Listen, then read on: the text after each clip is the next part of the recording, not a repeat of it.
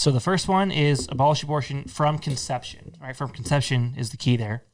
The second component is no exceptions.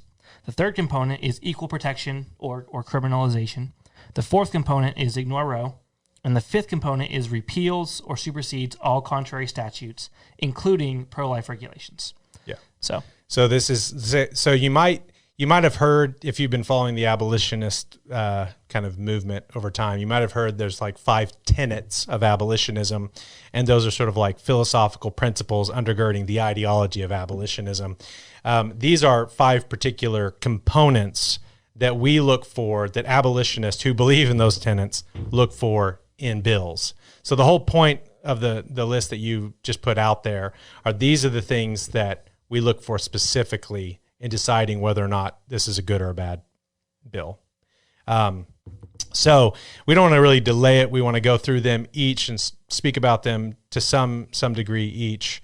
So let's just go ahead and start. That first one, abolish abortion from conception. Like the bill, the way it's written, it has to be talking about abolishing abortion, criminalizing abortion from the moment of conception, from the moment of fertilization, from the moment that there is a newly conceived human being in the womb. Right, and so this gets to kind of the heart of the incrementalism versus immediatism debate about supporting bills which treat all human life equally, right? Which don't say these human beings can be killed and these human beings can't.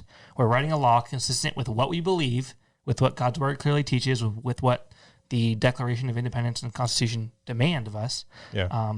We're writing a law consistent with those that abolishes abortion from conception. And there's 2 big reasons why this is really important. And the first one is about the intrinsic injustice of a bill that doesn't abolish abortion from conception. Because if you're saying that you're getting rid of abortion after pain capability, right? So 20 weeks or thereabouts, you're saying implicitly abortion, the murder of a human being, shall be allowed up until 20 weeks. Right? Yeah. That's they'll try to say, no, all we're saying is it's illegal after 20 weeks, but it's inescapably, implicitly, it's implied in that bill, abortion's allowed up to 20 weeks. And so you've got something that's intrinsically unjust, and we oppose it for that reason.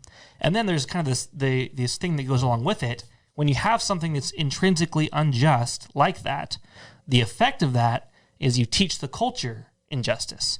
And so you get situations where you're outside an abortion clinic, right. And I've told this story on the podcast before, but it bears repeating because it's really important. Yeah.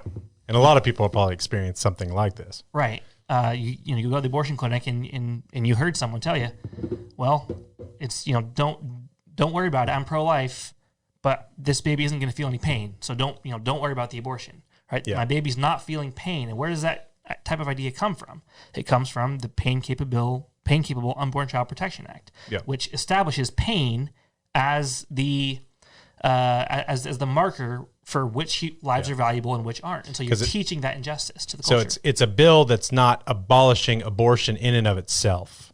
It's a bill that's abolishing abortion after a certain period, which is a way of keeping abortion up to that period legal. So really, you'll have a bill that's kind of covered in the media, certainly by the pro-life media, and the radical pro-choicers are going to, for the sake of their fundraising, they'll be like, oh, we really oppose this bill that's banning abortion in Texas or Alabama or wherever, and they'll call it an abortion ban, but really it's sort of you're not allowed to do this kind of abortion at this stage.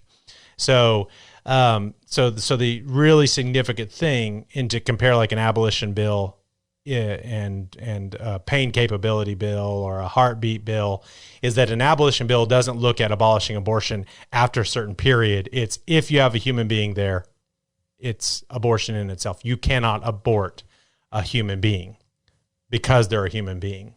A lot of the pro-life bills that may be styled as abortion bans they're not you can't abort a human being. You cannot end the life of a human being who feels pain, or a human being who this or that or whatever. Mm-hmm. So very important that that's in there. And if it's not in there, of course, it's not an abolition bill. And it's a pro-choice bill is what it is, because it's you end up getting plagued with the same kind of arbitrariness of saying, oh, when this baby moves 8 inches down the birth canal, they're a full-fledged human and a person, and we shouldn't kill them. And then the bills that say, oh, they feel pain, let's make sure they're not killed. That's a pro-choice bill. It's just as arbitrary. They're just putting it at a different point where you can choose to murder your child. Yep. Like there's someone that would say you can kill your baby once they're born. I've talked to students that say that all the time. They say, oh yeah, once they're born, I don't think they're a person until like maybe 5 years old or something like that. I've heard them say that. They're being more consistent, actually, the pro-choicer who says that. Yeah. Well, the only consistency with arbitrariness is just more arbitrariness, I think. Yeah, so you're being even more arbitrary, so good on you. Mm-hmm. But yeah, no, I think the point is that there will be a pro-lifer who is arguing with a pro-abortion person and says, well, what, does it magically become a baby when it comes out of the fallopian tube? Mm-hmm. To point out how arbitrary the pro-choicer's being. Like, look, you're going from a human inside the womb to a human outside the womb. Why are you protecting the human outside of the womb when it's just a geographical change of a few inches? Mm-hmm.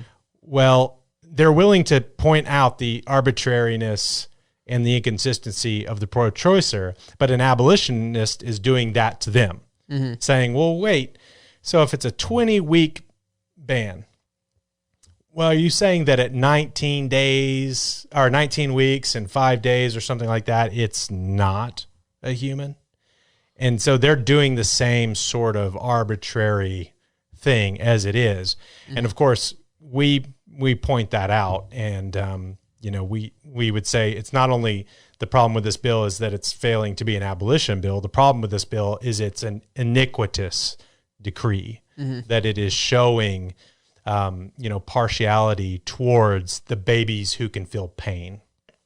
So that's number one. Abolish abortion from conception, abolish abortion in and of itself, not abortion at some stage or some period.